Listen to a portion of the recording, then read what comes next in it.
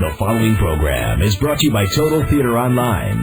The views expressed do not necessarily represent those of the staff or management of WGBB. You're listening to the station that serves your community, 1240 WGBB. And now it's time for Dave's Gone By with David Lefkowitz. Well, there goes the Daverhood. Welcome, everybody, to the 136th episode of Dave's Gone By, brought to you by Hewlett-Minuteman Press and Performing Arts Insider Theater magazine on this Thursday, July 28th, 2005. Please remember that this show, this weekly program, is your best defense, maybe your only defense, against international terrorism. Oh, I know, Dave's Gone By may seem like a mere entertainment program, like 60 minutes of comedy, talk radio, music, monologues, interviews, crazy sketches, and you know what? That's just what we want them to think.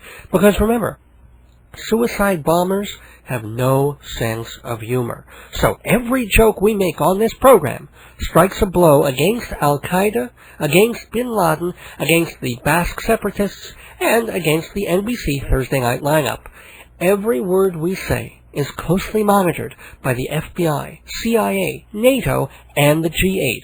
Pretty much everyone except Arbitron. And you are playing your part by listening closely to this broadcast. I can't vouch for any other show on the radio dial.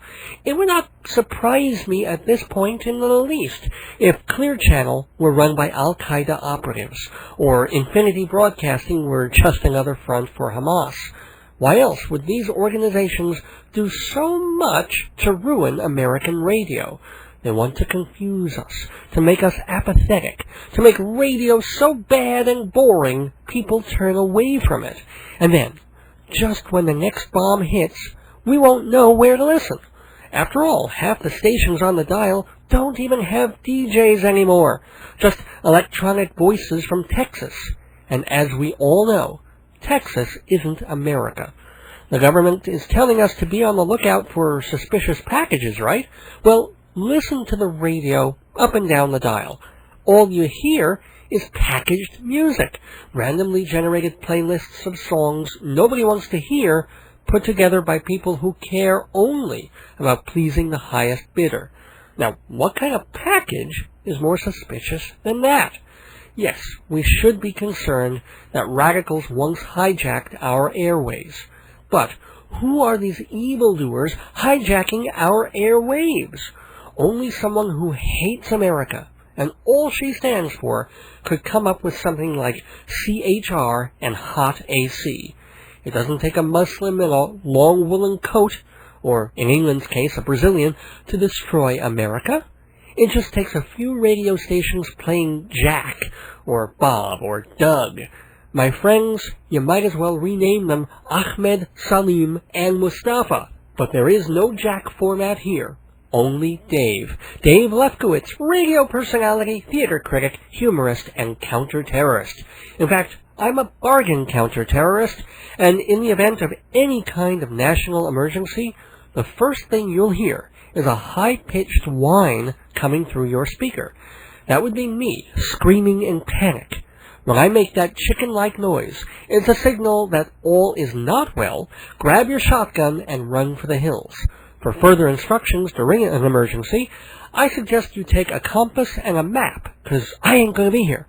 But until such a calamity occurs, well, I am certainly there for you 100%, with an hour of smart talk, silly talk, special talk, and music. Tonight, in keeping with the theme of bombs bursting in air, seemingly everywhere, and in keeping tabs on the ethnic psychos trying to do us harm, we've got a very special segment.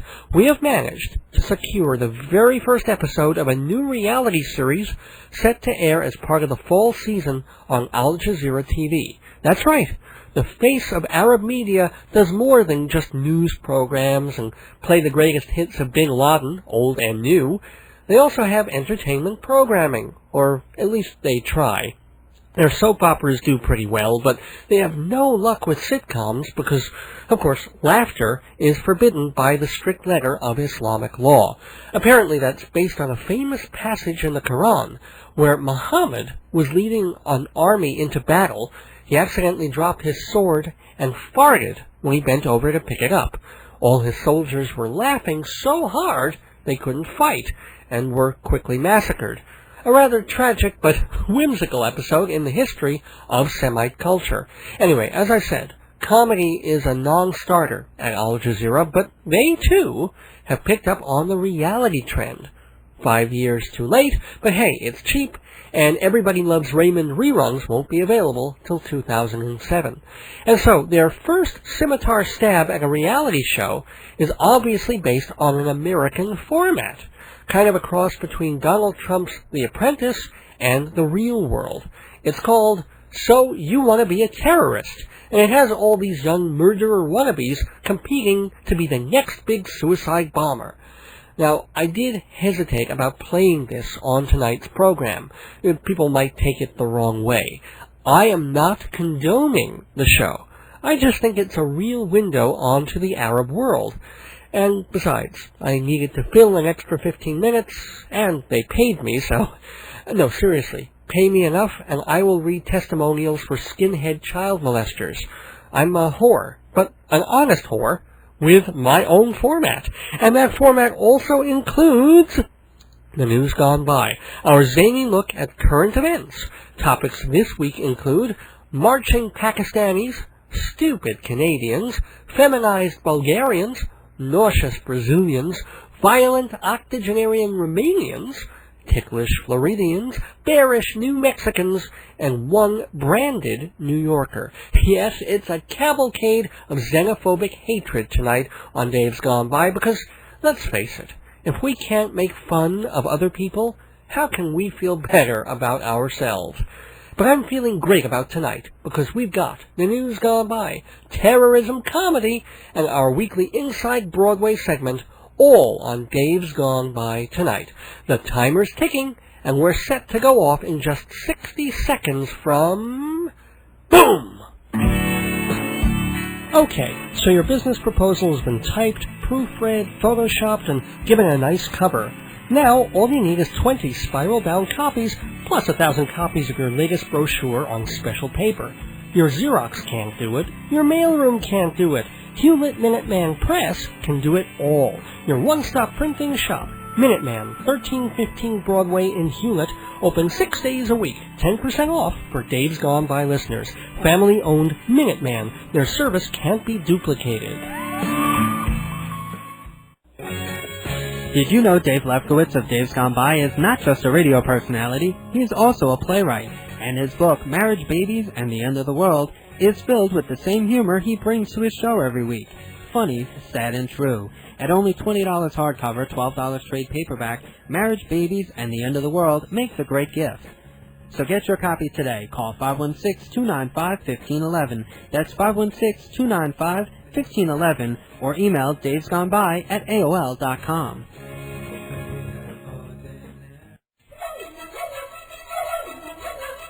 Inside Broadway, brought to you by Total Theater's Performing Arts Insider, your everything theater guide.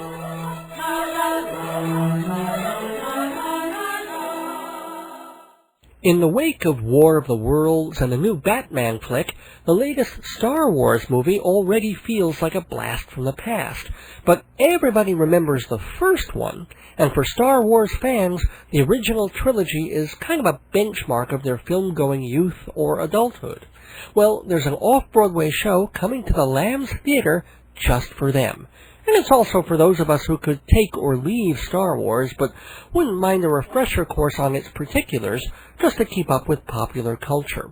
The great part is that the entire movie series, laser fights, wild costumes, gay robots, and all, have been compressed into 65 minutes, and everyone from Princess Leia to Darth Vader to Chewbacca have been morphed into one man, Charles Ross. He plays everybody, recreates the sound effects, sings the John Williams theme song, flies the ship, the whole intergalactic kit and caboodle in his show, the one-man Star Wars trilogy.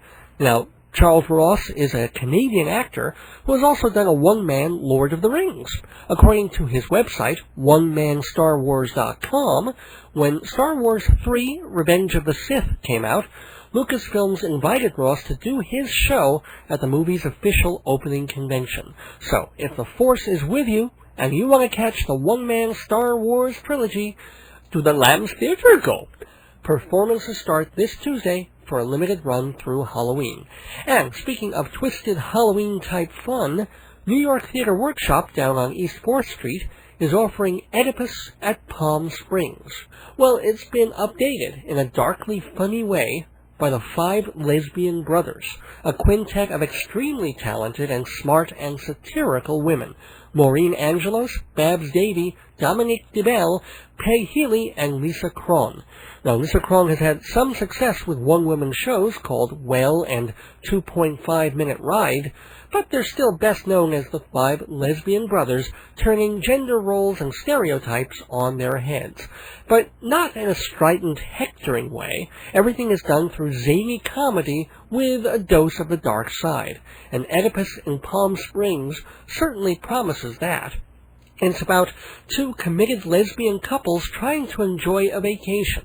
Golf, drinks, tanning, without letting family and reality intrude too much. And then, somewhere, there's a hidden identity crisis just waiting to change everything. The website for New York Theater Workshop calls it the Feel Weird Lesbian Tragic Comedy of the Year, and who am I to disagree? Oedipus in Palm Springs opens Wednesday and plays through the end of August. I'm sure if it's well received, it'll get an extension or two, which is the opposite of what happened to another show last week, a Broadway show, one that was supposed to run through September 3rd, but reviews were so bad it sped away last Saturday after just 1 week of performances. Which show was that? I'll tell you in a minute, but you'd know if you subscribed to Performing Arts Insider Theater magazine, a Bible of the theater industry for more than 61 years. Performing Arts Insider offers comprehensive listings, theater reviews, rumors, contact information. It is the guide professionals use when they want to know what's playing on the stages of Manhattan. The August issue, which you can get at the Drama Bookshop now, has dozens and dozens of shows, including all the fringe you could ever want. If you can't get to the bookstore, isn't it time you subscribed? Especially since Dave's Gone By listeners get 10% off the annual subscription price. That comes out to $12 a month, roughly, worth every penny if you love theater and want to know what's doing where, how long, and how well they're doing it. You can see sample pages and prices and more information at performingartsinsider.com. But this is not an online magazine. This is an old-fashioned, hard copy, carry it to the beach, bring it to the theater magazine. Subscribe now and be ready when the fall season begins. It's sooner than you think. 516-295-1511 is the number to call for more information. 516-295-1511. And again, check performingartsinsider.com, which will really show you why you should subscribe to Performing Arts Insider. It's Broadway the best way. Well, one recent show came upon Broadway in the worst way last week. Suzanne Somers in The Blonde in the Thunderbird. She was the blonde in the Thunderbird, of course, in American Graffiti. George Lucas selected her out of hundreds of girls who auditioned to do one line, "I love you," mouthed silently from the back seat of a Thunderbird car. The role took all of 5 seconds of screen time, but people remembered it, and eventually, indirectly, it led to Three's Company and She's the Sheriff, and 4,000 hours of HSN. But Summer's giddy, upbeat persona grew out of a miserable childhood and years of therapy. She had a viciously alcoholic father and a home life so traumatic, her brother and sister became boozers too. When she finally broke away, it was because her high school boyfriend got her pregnant. They were quickly married and divorced, and then she was broke trying to get modeling jobs while supporting a toddler. Things started looking up, but she still had to deal with her own demons.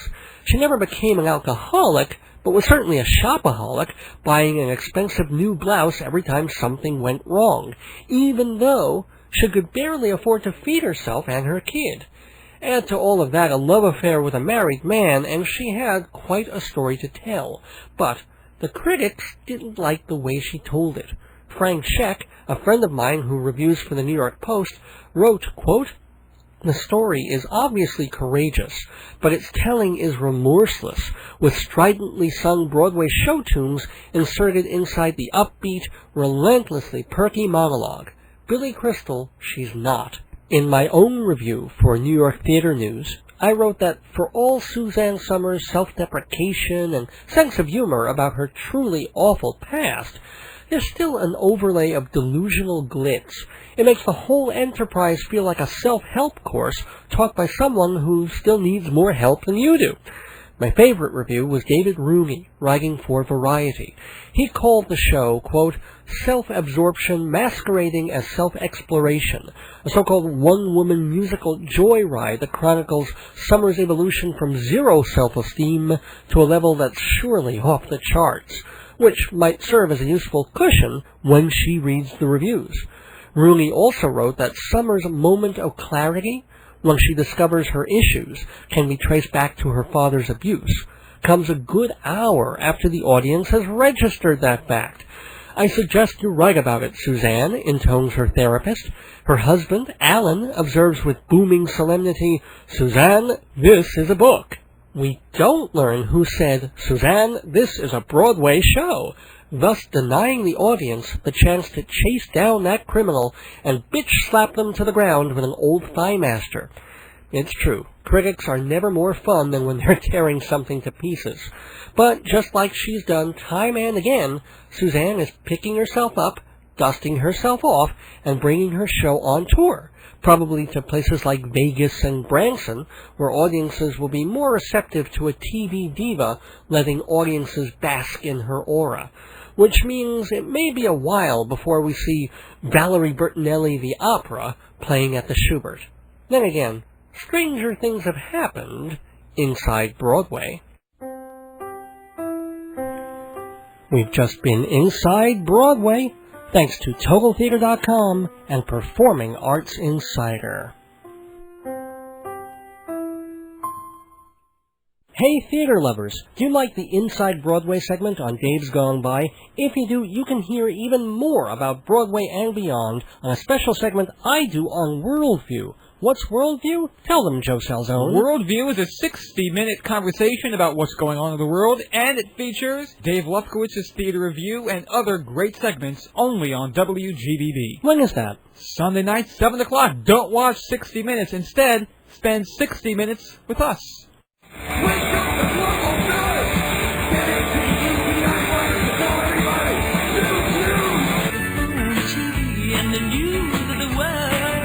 My radio's on, the news is all bad, but it's good to relax. Welcome back to Dave's Gone By. It's time for the News Gone By, a look at world and local events of the past week from a JULIVELY perspective. In local news, last week's bombings in London and Egypt made New York officials step up their efforts to combat terrorism on the buses and rails. MTA passengers are now subject to random searches and won't be allowed on the trains unless they comply. Even former President George Bush, W's father, was subject to these new regulations. He was visiting Manhattan, and police stopped him and asked to search his belongings. Bush said, "Sure, but I have to tell you, I just have this old bag." The cops said, "Hey, don't blame us. You married her." In world news, a group of 2,000 radical Muslims marched in the capital of Pakistan last Friday to protest recent crackdowns on militant groups. Calling themselves United Action Forum, the marchers demanded the release of long-term detainees and briefly clashed with police before going home. See, this is what I don't get. The Republican National Convention comes to Midtown Manhattan, and police have the right to cordon off entire sidewalks full of people and hold them for more than a day until the convention's over. Cops had the right, or at least Bloomberg let them assume the right, to force people off bicycles and book them for causing a disturbance just for being in the vicinity of Republicans. And yet, why is it in friggin' Islamabad, which is supposed to be America's ally in rounding up bin Laden and company, 2,000 avowed right-wing lunatic Arab militants can go setting cars on fire, and nobody's even spot-checking passports? I don't know. I guess all the really dangerous ones are in London now. Still, if it has a turban and a knapsack, handcuff first, ask questions later. I mean, I realize Pakistan has ties to the Middle East and their laws are more strict, but I'm sure they also have their own version of the ACLU. In fact, chopped off hands can easily be reattached within 72 hours of dismemberment. So, come on, Jihad, stop being such crybabies. Or, as I like to say, you gotta grow up before you can blow up. Also, in world news, you know, I was not upset when London beat out New York for the Olympics. They want it. They can have it. Just don't go there by their subway.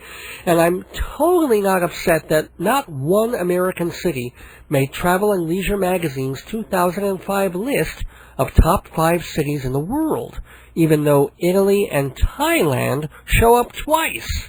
But I am stunned and saddened that America did not take the #1 gold at the World Stupidity Awards held last week in Montreal. You guessed it, Canada won, beating out this country, North Korea, and Iran. The Canadian fix was in, of course, since the Stupidity Awards were part of Montreal's Just for Laughs comedy festival. You know, the one Howie Mandel did those pretty funny infomercials for. Well, the awards were dubbed the Oscars of Idiocy, and they were administered by the Academy Recognizing Stupidity Everywhere, ARSE, which proudly calls itself, quote, a bunch of morons.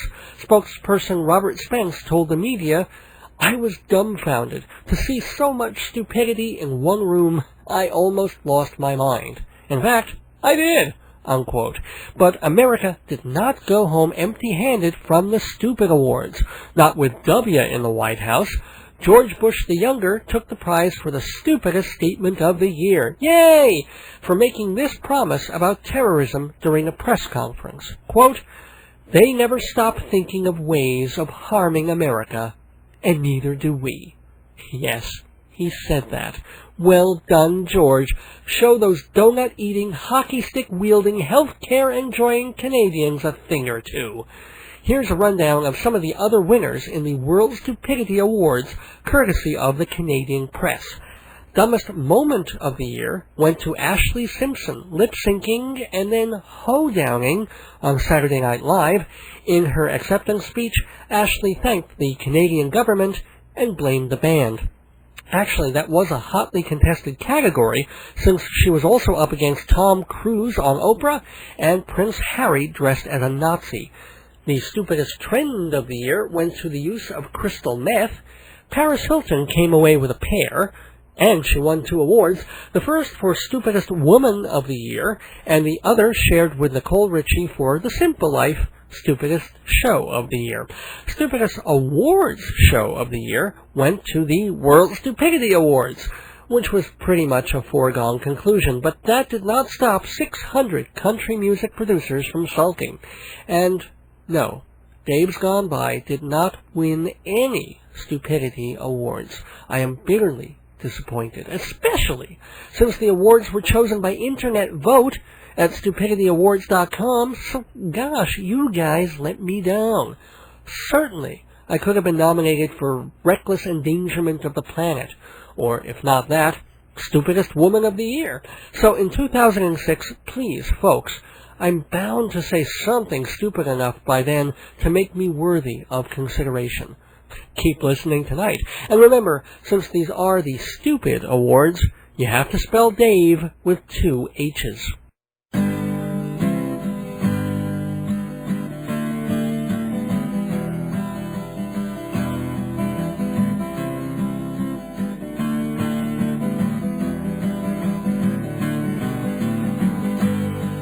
This summer I went swimming to This summer I might have drowned, but I held my breath and I kicked my feet. I moved my arms around, I moved my arms around. This summer I swam in the ocean and I swam in the swimming pool. Salved my wounds, chlorine my eyes. I'm a self-destructive fool. I'm a self-destructive fool. In sports news, there was an ew moment last Friday at the World Swimming Championships in Montreal. American diver Chelsea Davis was attempting a 2.5 somersault tuck during the prelims when she misjudged and hit her face on the diving board. Horrified spectators covered their faces as blood streamed from her nose. She was rushed to the hospital for stitches. Officials for the event expressed shock at the accident, except for one Polish judge who gave her a 9.7. In crime news, talk about beating the rap. If you don't have the money to hire a dream team, there apparently is another way to get out of jail free. If you live in Bulgaria and you really, really want to stay out of jail, you can do what Sretko Ikov did. Sretko Ikov of Dragor, Bulgaria, according to Weird But True, wanted to avoid doing 3 years of hard time. So he made sure he'd never do any hard time again. He had a sex change operation, changing his name from Sretko to Albina. And believe it or not, under Bulgarian law, this makes him a whole different person, which means Albina Ikov does not have to go to jail. It's not like they'll just put him in a woman's prison. If she stays clean, he's a free man, thing. And because of the physical changes brought on by surgery, he cannot be prosecuted for his crimes, which not only explains why Bulgaria is such a strange country, but why Michael Jackson has applied to their embassy 12 times for citizenship. Okay, we've all been suffering from the summer heat, the humidity, the body odor of people in tight places. But let's consider ourselves lucky that we're not Joan Clark of Abbott, Maine. The 61-year-old woman told the Associated Press that she's stuck in her house with the doors closed and the windows shut tight. I assume she has no air conditioning. Why the Hermitage?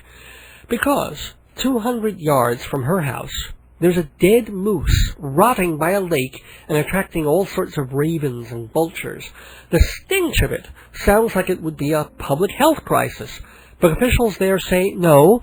So long as the moose isn't in the middle of the road or polluting drinking water, they're not obligated to remove it.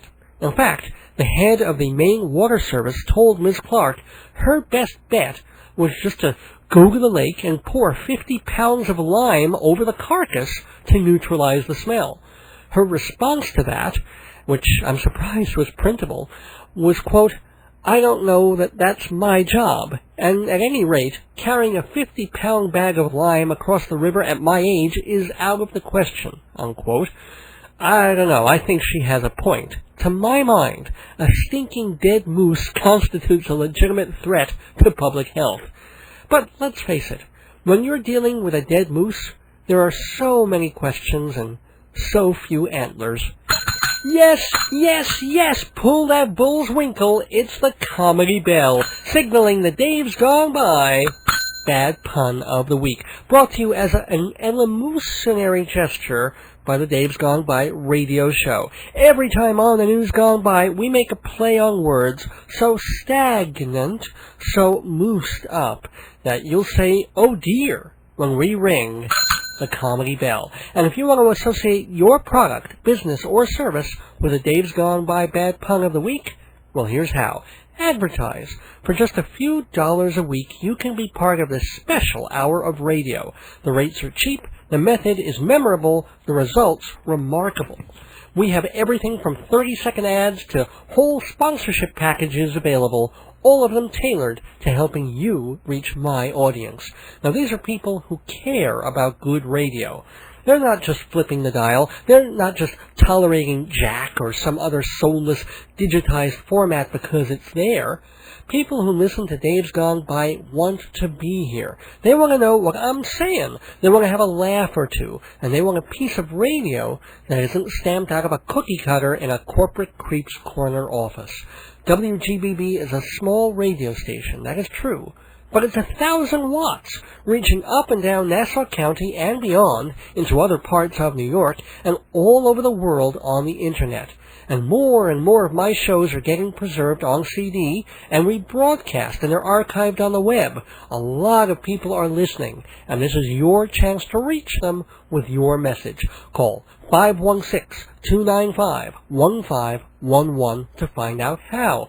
516-295-1511. And the rate card is at davesgoneby.org. You can email davesgoneby@aol.com with any questions at all. So 516-295-1511 or davesgoneby@aol.com to sponsor the Dave's Gone By Bad Pun of the Week. Don't be good, be punderful. Returning to the news gone by, here's one from the New York Post's beloved Weird But True column. Outside a theater showing a Bruce Willis movie, a 19-year-old Australian got into a fight. Got pretty heated, and the other guy bit off his nose. Asked at the hospital why he would pick a fight, the guy said, "Hey, my nose is off. I have to pick something."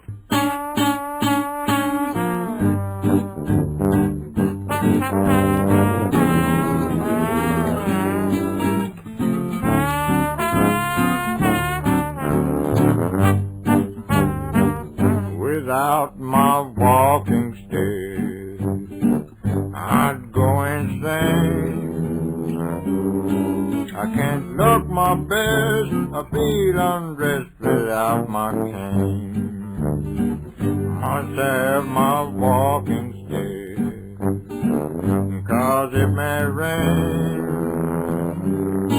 When it pours, can't be outdoors without my cane. If I ever left my house without my walking stick, well, it would be something I could never explain.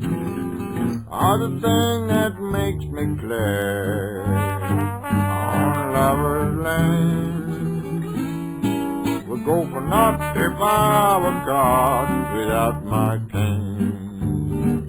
Yet another weird but true item about fighting, this one from Romania, where two old men in a retirement home had to be rushed to the hospital because they beat the crap out of each other. 73-year-old Victor Gavrilas and 85-year-old Jorge Botezatu were arguing over the TV remote control, and they started beating each other with their canes. Images of Grandpa Simpson and Jasper, right? But here's the beauty part. The Post reports that although Jorge can hardly breathe because of a lung condition, the octogenarian has already gotten into trouble at the home for smuggling in alcohol and trying to boink the women. Asked how he fared in the fight, he said, "Badly. That long, hard thing wasn't my cane." Which leads to our heady headline of the week, courtesy of the folks at AP. Florida police search for naked tickler. Yes, a naked tickler is on the loose in New Smyrna Beach, Florida. He's responsible for, quote, a series of bizarre break-ins in which a naked man enters victims' rooms while they sleep, and then he tries to tickle their feet. Most of the tickled women are over age 60, and these occasional incidents have been going on since 2001, but police don't have a description, and they don't have any leads, so there's not much to be done. It's not like he's leaving a note. Don't make any sudden moves. Coochie coochie coo. I don't know. I don't care how old these women are. They've got a guy standing naked right next to their feet.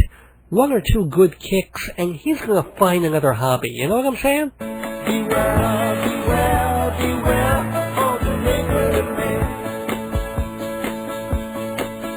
Beware, beware, beware of the naked man. In entertainment news, Fran Drescher has had only moderate success with her new sitcom, Living with Fran. So the question always comes up if she'd ever bring back the show that made her famous. She said she would, but this time she wants Mr. Sheffield to be played by Jude Law. After all, he's already been in and out of The Nanny several times. On the healthy eating front, big news from McDonald's. Last week, they announced the arrival of 3 new premium chicken sandwiches. These are distinguished from their other chicken entrees by actually having small amounts of chicken in them. Speaking of McDonald's, here's a weird but true story about vomit. A tavern in Brazil has begun charging any patron $8 if he throws up on the premises, even in the toilet. Not only do I predict this surcharge will catch on in other countries, but I predict a year from now, 12,000 new Irish millionaires. Does a bear poop in the woods? Not in New Mexico, they don't. Instead, they break into hotel rooms. Last Monday in Raton, a bear was somehow attracted to a motor inn and motored in.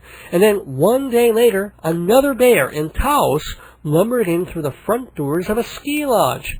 One desk clerk told the Associated Press, quote, he walked in, went to the payphones, and then straight to the pool, unquote.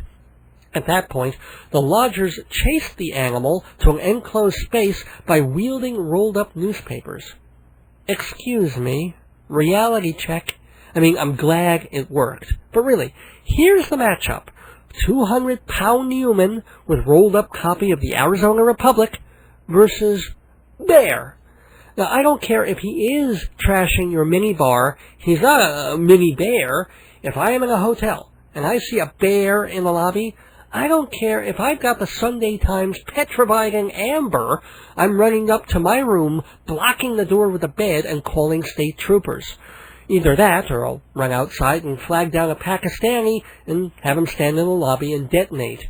It would be messy, but bearable. Sorry.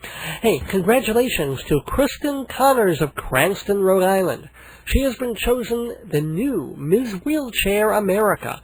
Connors, who suffers from muscular dystrophy, replaces the former Ms. Wheelchair, Janelle Lee.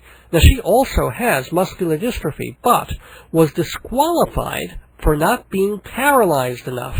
And no, that is not a joke. Lee was photographed standing up, something she can do for brief periods when she's not using a scooter. But officials thought that a picture showing Ms. Wheelchair on all twos sends a confusing message. Much squabbling ensued, with half the organization agreeing and the other half finding it distasteful and even discriminatory to penalize contestants depending on the extent of their paralysis. Ultimately, Janelle Lee was given a consolation prize and named Miss Disability International, which doesn't quite have the cachet of Sports Illustrated Supermodel of the Year, but hey, it's a gig.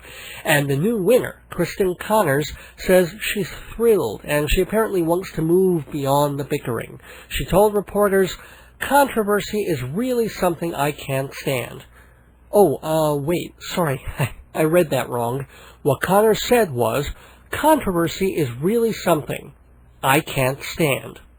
Finally, in the news gone by, as Cindy Adams writes, only in New York, kids, only in New York. Elizabeth Wallenberg, a 27-year-old former writer for Paper magazine, was skateboarding to work last summer when she fell, right around 2nd Avenue and 13th Street in the East Village. Unfortunately for her, she fell on a hot manhole cover, so hot that the words Con Edison are now permanently branded on her skin just above her buttocks. Wallenberg's lawyer is suing for damages, but I think she should consider herself lucky she didn't hit the part that read, "Caution, wide open hole." And that's the news gone by for July 28th, 2005. Please send your comments, opinions, and premium chicken sandwiches to Dave's Gone By, Box 62, Hewlett, New York, 11557-0062. That's Dave's Gone By, P.O. Box 62, Hewlett, New York, 11557 800-0062. You can also email davesgoneby@aol.com or give us a look at davesgoneby.org. Either way, I'd love to know your thoughts about the show, your ideas, criticisms, and suggestions. So I beg you, send me cards, letters, packages, postcards, but please, no manholes. Save those for Peter Fitzgerald. Back after this. And that was news, yes, that was news. That was very, very, very special news. 30 seconds is a long time. You can say a lot in half a minute about your business, your product to sell, your message. Say it on Dave's Gone By. Easy, inexpensive, effective. For details and the rate card, davesgoneby.com or email davesgoneby@aol.com. Imagine how much you can say to my listeners by advertising on Dave's Gone By. Just like this, 28, 29, 30. AM 1240 is the place to go if you want to listen to great radio, like silly and smart talk on Dave's Gone By. Thursdays at 7, just give it a try. Do you like the future? Well, what could be sweller than psychic predictions from famous George Kellner? Into your future she'll cleverly delve. Catch her on Wednesdays, 11 to 12. Fridays at 6, you got Bonnie Graham. Love and romance fill up her program. Hear her suggestions on Long Island's dating. Then go and find love, 'cause it beats Master Saturday nights from midnight to 3. Raucous rock music and wild comedy. Jimmy and Robin behind the mic. 3 solid hours of humor you like. Opinions in politics, find out what's new. Sundays at 7, the weekly worldview. Sometimes you'll laugh and sometimes you'll groan. That's par for the course with the great Joe Salzone. Great programming all week long on WGBB from Long Island's dating. Friday nights at 6 to Joyce Keller, Radio Psychic. Thursday nights at 11, Jimmy and Robin, rock and roll comedy. Midnights on Saturdays, and current events on Joe Salzone's Worldview. Sunday evenings at 7. So there is the lineup on GBB. And don't forget Thursday nights at 7 for Dave's Gone By, and then Thursday nights at 9 for Fill Her Up, both featuring me. So many programs, please listen to them on GBB Radio 1240 AM, on GBB Radio 1240 AM, on GBB Radio 1240 AM.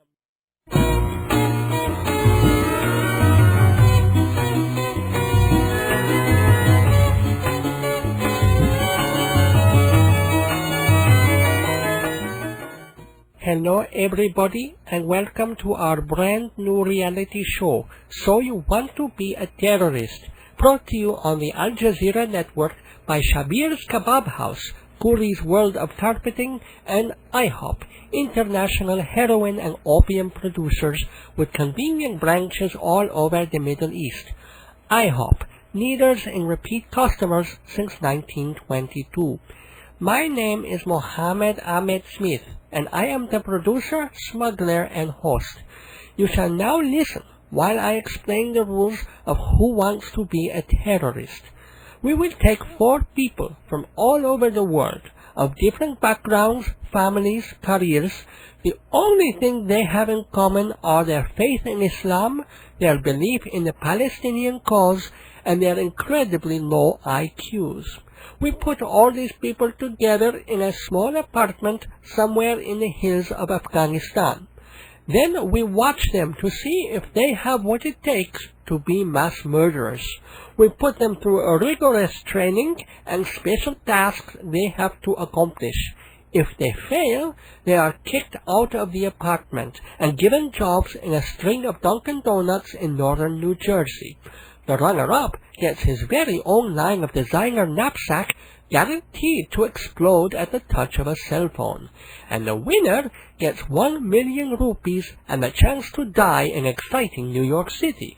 Tell them about it, Kamal. Yes, Mohammed. The winner will receive an all-expense-paid one-way trip to downtown Manhattan, where he will stake out the future crash site of the Freedom Towers. Then, after taking a Broadway show and dinner at the Names, it's off to the Empire State Building for an evening of killing and maiming and blood.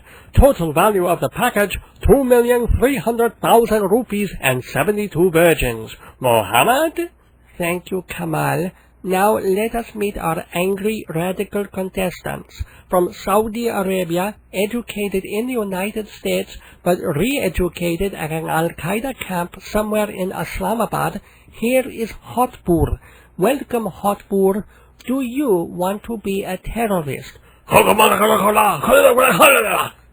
Do you promise to read the Quran every day, even during the playoffs? And do you promise to kill only foreigners and not your bunkmates? No, I kill for Allah. Congratulations and welcome to the apartment. You're welcome. Our second roomie is Eric from Tunbridge Wells in England. Eric says he is tired of the second-class status given to half Arabs in his country, and he says his hottest fantasy is to get Tony Blair in a room and torture him very, very, very, very, very slowly. Yeah, right, he's a bastard. What do you say to people who think you are not ethnically suited to being an Arab terrorist? I say, I can put a bomb on a bus as good as any man here, including you, Otboo. Yeah, blowing out your bong. Well, I see these two living together being a very explosive situation. No pun intended. But we will light a match to them with our next roommate, a lady. Well, a female anyway, and we'll meet her right after this message. Tired of weight loss plans that just don't work? Ready to shed that shapeless burqa for a smaller shapeless burqa? Finally, there's a diet regimen just for you. It's the Worldwide Zionist Conspiracy Weight Loss Program. Have you been slapping on extra pounds worrying about Jews owning banks and media conglomerates? Do you reach for a handful of chocolates every time American President Bush defends his butt buddy Ariel Sharon? Among its many other evils, Zionism is the #1 cause of obesity among Arab women aged 35 to 59. But hating Israel does not have to give you love handles. With our special exercise plan of protest marches, flag burnings, and gradually escalating violence, you'll see that blubber melt away. Combine that with our carefully monitored hunger strikes, and you could go down 2 veil sizes in just 3 weeks. But don't take my word for it. I went from extra, extra large to a medium, and I didn't have to give up unwanted sexual attacks by my husband. Thank you, Worldwide Zionist Conspiracy Weight Loss Program. Yeah, I lost 30 kilograms, and that is with my steel-toed boots still on. Heil Hitler! And Worldwide Zionist Conspiracy Weight Loss Program. Yes, those are just 2 of our thousands of satisfied and radicalized customers. Isn't it time you made the call? 1-800-YIDFLAB. That's 1-800-YIDFLAB. Use the Jews to lose. Call 1-800-YIDFLAB now.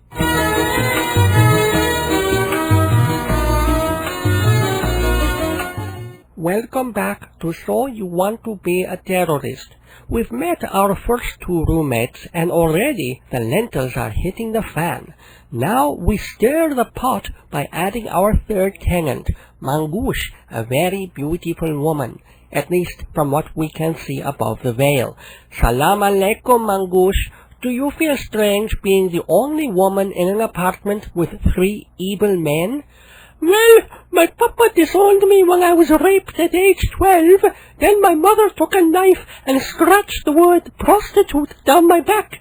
When I was 14, I was hit in the head and nearly killed when Arab boys threw rocks at me. Now I am looking for a husband who will only beat me once a week and allow me to be his slave until the day he chooses to set me on fire. And why do you want to be a terrorist? Because I love my country. Well, welcome to the apartment, Mangush. Oh, and before I forget, I was told that you have a special talent, a special thing you do? Yes, in fact, that is why I was raped. Ah, could you share it with the folks at home, who I promise are too busy praying and collecting nitroglycerin to worry about your befouled cooch? Well, Mohammed, there is something I do with my tongue.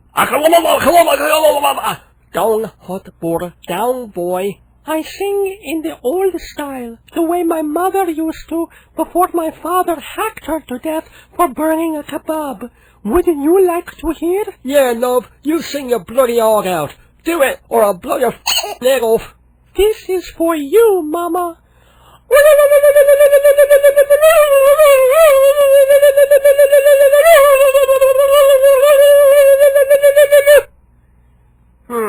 Record company men, are you listening? And now, step aside, filthy woman, so we can introduce our fourth and final roommate. His name is Mohammed, just like mine, so that there is no confusion, we are going to call him Jimmy. Jimmy is a mullah at the Allah Akbar Fatwa Mosque in downtown Beirut. He is a controversial figure for introducing liberal reforms into the strict Muslim teachings of the Quran. For example, he says it is a waste to stone an Arab man to death for stealing. You may stone him till he is nearly dead, but then throw him off a roof so he lands on a Jew. That way, you both fulfill Allah's teachings. Jimmy, how does your congregation feel about your being on a reality television program? Well, honestly, I have not told them. It would be too dangerous. They haven't killed or tortured anybody in 3 whole weeks. If they found out where this apartment is, they would blow up the street. Still, I hope they vote for me in the talent competition. You think you sing better than I? No, excremental woman of the night, but my talent is different. I can take a beautiful, peaceful garden and turn it into a blood-soaked wasteland. But that is what all Arabs do. You tell 'em, Mo! Don't start with me, friend, or my foot will sail like a jumbo jet between the twin towers of your legs. Right, I'm scared. I put bombs on trains, but I'm terrified of Mr. Magoo over here. Please, please, the show hasn't even started yet. Can't we try to get along? Kill! Kill! Arabs getting along? You are funny, host. Well, I don't know how funny you'll think I am when I ask you to complete your first task. Tomorrow morning, we fly all of you to a secret compound in the West Bank. Once there, each of you must make friends with a child, no one older than age 9, and no bribing with money. The first one who convinces the child to blow up an Israeli bus gets a new refrigerator, courtesy of the House of Saud. Oi, piece of cake! I love kids! Well, I hope so, because the last person to brainwash a child, or the person who fails utterly, will hear this. You're fired. Only on this show, you will be fired from a cannon. We'll be right back to find out how our roommates are getting along after this word from the Turabi Livestock Expo. Sheep, goats, and large tasty rats. It's the next best thing to halal. But don't go away, because tempers are sure to ignite on So You Want to Be a Terrorist.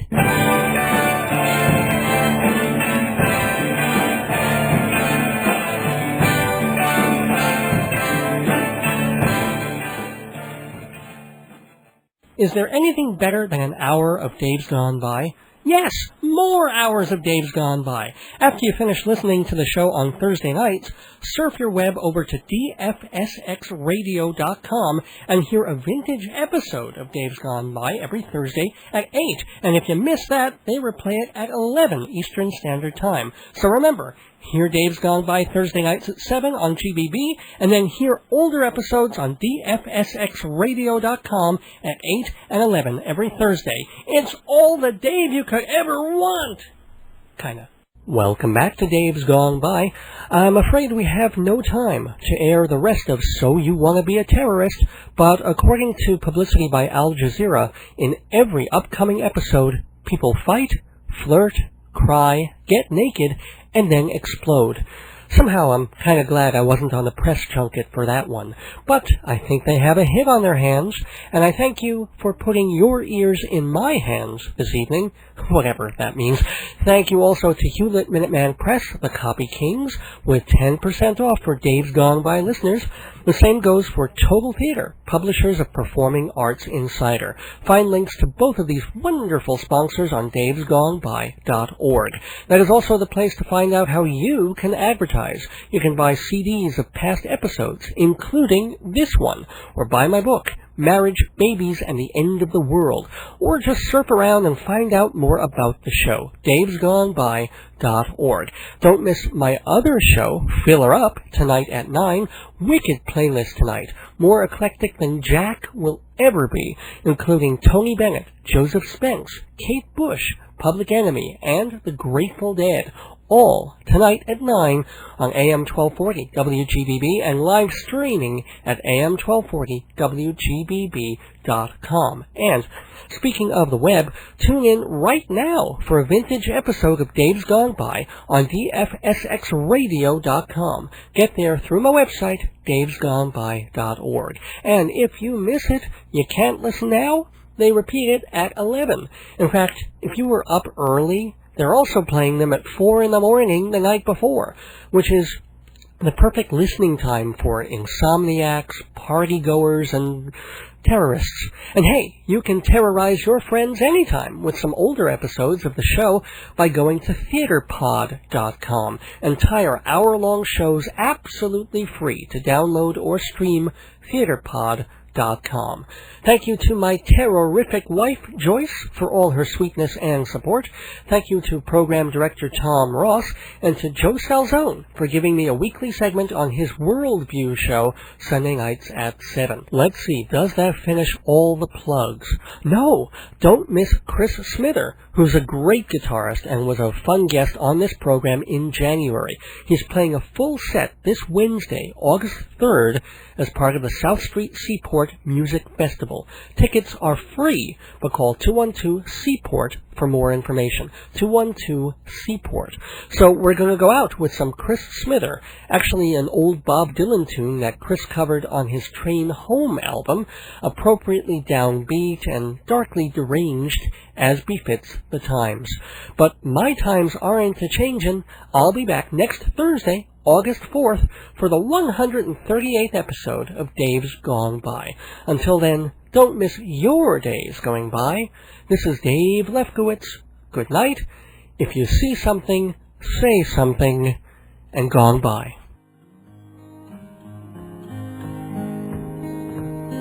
They're selling postcards of the hanging. They're painting passports brown. Beauty parlor is all filled with sailors. You know the circus is in town. Here comes the blind commissioner. They've got him in a trance. One hand is tied to the tightrope walker. You know the other one is in his pants. And the riot squad, they're restless. They need someplace to go. There's lady night looking out tonight on Desolation Road.